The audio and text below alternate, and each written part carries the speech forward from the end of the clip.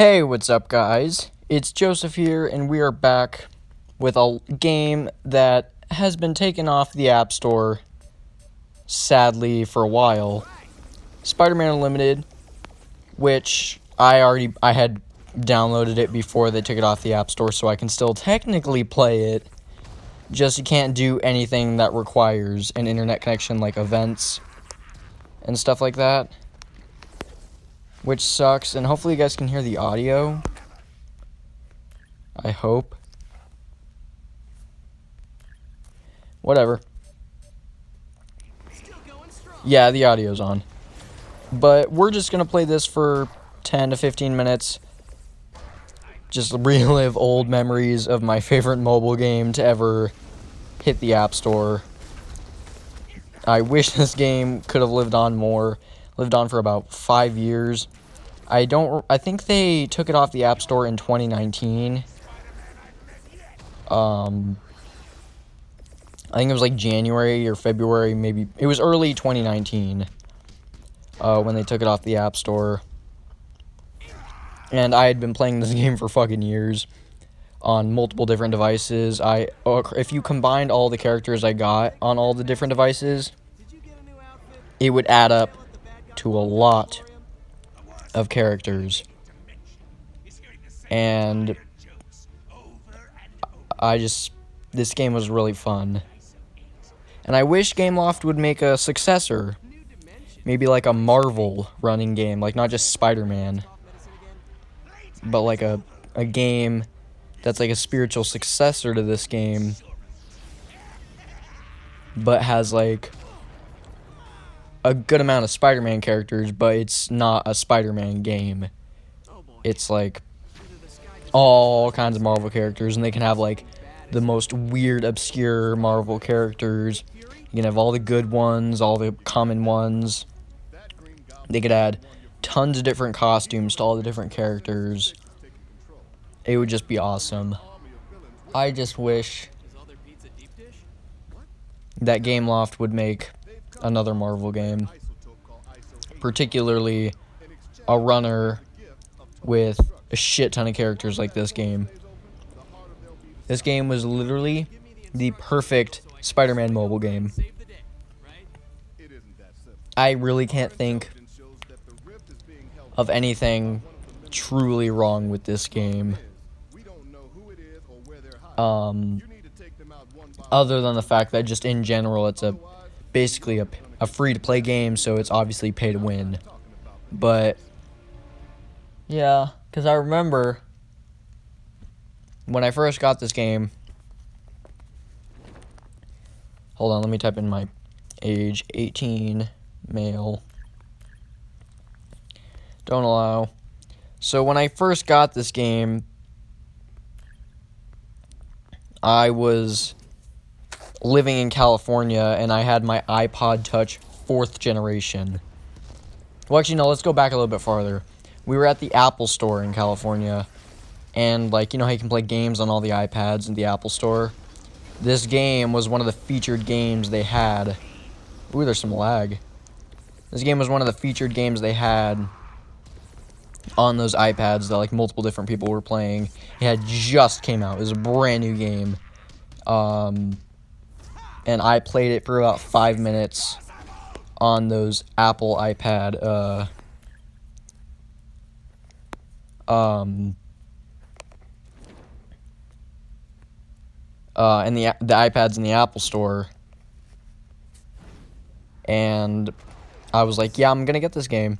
So when I got home, like, I think it was like a couple weeks or a couple days later, I was like, hey, Dad, can I get a game on my iPod Touch 4th generation? And he's like, sure. So I got this game, but it had come out in a time where the iPod Touch 4th generation was not really supported anymore. This game required a version of iOS that the iPod Touch 4th generation did not have. So I downloaded it, and I wasn't able to play it. And I'm like, hey, Dad, can I get a different game? Because I can't play this one. And then he's like, nope, because he was irritated. Because my dad, I had to ask my dad to get if I wanted games. because he had the password to download apps. I'm like, hey Dad, can I get a different game? He's like, nope. So I had to wait like another 2 weeks before I could get another game, because for some reason, even though all my dad had to do was type in a password, he would always get angry every time I asked him if I could get a game. Like, he was always furious. But eventually, not too long from then, I got a iPad Mini 2, which it's still in my house. I still have that iPad. It's just I got in trouble and it was given to my sister because she threw hers at the wall. So my parents like, give her Joe's, even though he paid for the entire phone. But that's a different story.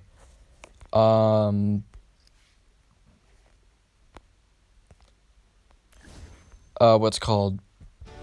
So yeah, I got the iPad Mini 2, and I got this game on it. This is one of the first games I got. And I played the shit out of it on that iPad. I played on that iPad. I started over multiple times on that iPad. I played it on my grandma's phone.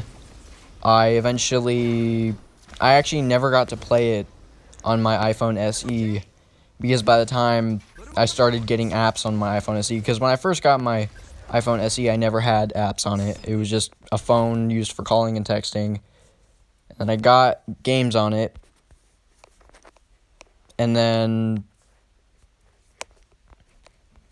but by that time, there was already the video uploaded saying that this game was no longer going to be supported. And I was super bummed. It didn't affect me like emotionally. I was just super bummed because I didn't get to play it as much as I wanted. And if I had gotten to play this game as much as I wanted, I would probably have had twice as many characters. And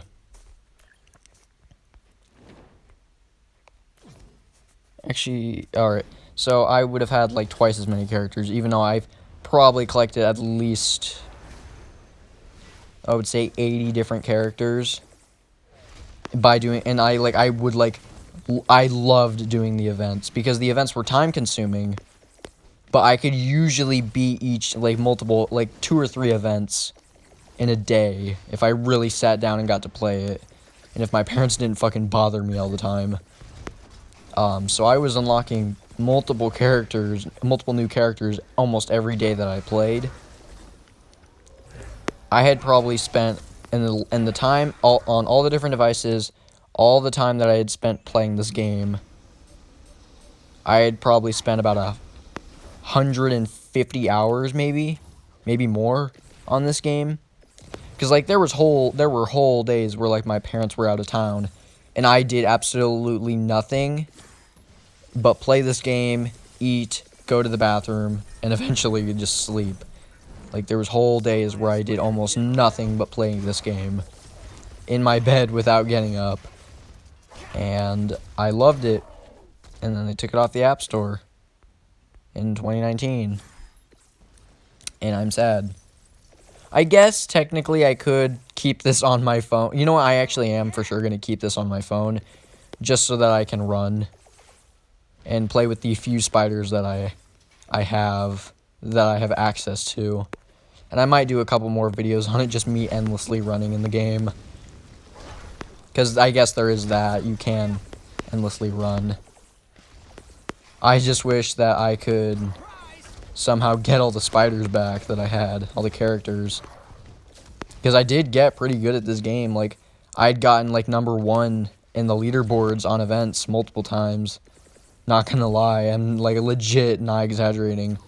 There was, multiple times where I won the number 1 prize for the event because I would get number 1. But what you do when you try to do that, it requires you to constantly keep watch of the leaderboards and make sure no one passes you. And that, because, easily, if you stop playing for, 20 minutes or more, next thing you know, you could look at the leaderboards again and you're not number 1. It's as easy as just not playing for a couple minutes. and then going back on, and you're just screwed. But I had been number 1 on the leaderboards, not like in the just in the game in general, but like just like for like the quickest, like because like the events, the way the leaderboards worked was like whoever was farthest in the event. Like if the event's goal was to get like a certain amount of capsules, like you unlock the first prize when you get 100 capsules, and you get the second prize when you get 1,000 capsules. You get the third prize when you get like 4,000 capsules, and they got pretty insane. Fuck. They did get pretty darn insane. When it comes to like the requirements, but they were always doable. And also you got like buffs if you had specific characters. Like each event had like 4 or 5 different characters that if you had them, like you would, like for every capsule you needed to get, you'd get like 2 for every 1 you collected. Or like it like multiplies what because if like the requirement is to run a certain amount of distance, if you had the specific characters, you could, like if you had like all 4 characters that like make the stage, like if you had all 4 characters that are like multiplied in the event, you could get like, for every meter that you run, you could get like, let's be manga versus Spider-Man, you could get like, for every 1 meter you actually run, it would multiply it by like up to like 50 times almost, depending, because like one spider would multiply it by 2, one would multiply it by 4, one would multiply it by 6, and then 8, and then if you had all 4, or even like 2 or 3, it would multiply it by what each spider was worth. Or you can just use like spiders that aren't like buffed in the event, and it could just like, do it the hard way. But it usually, if you put a decent amount of time in the game, there's probably, I would say about 75% of the events I had at least 1 required character. I don't remember exactly how many characters were usually required. I mean, not required, but usually had buffs. For some reason, I want to say there was like 4 or 5. But yet again, part of me wants to say there was just a shit ton of characters you could use. I don't think there was like a shit ton of characters you could use. I think there was like 4 or 5 or 6 at the most. And then some of the prizes you can get from the events were because like all the characters, when you buy a character, it's random, and you use gems to get really good characters, and you use vials to get just basic characters. And as you like progress through like the single player aspect of the game, like the main story, you can get access to like still pretty common characters, but like more rare. Like you're able to spend your vials and get better spiders, like because you'd unlock tiers. Like you'd unlock like the rare characters, and then there's like the common characters, the uncommon characters, and then there's like ultra common or something like that, and then there's ultra rare, ultra uncommon, and you basically just can get like better spiders as you get farther. As you progress, you can get access to better spiders more easily. And there's some serious lag right now, I don't know why. And then some of the prizes you can get from the events are like special event portals, where you're like guaranteed to get a really cool spider. And it was always really nice to easily be able to just beat like the first 2 things of an event and already have a character.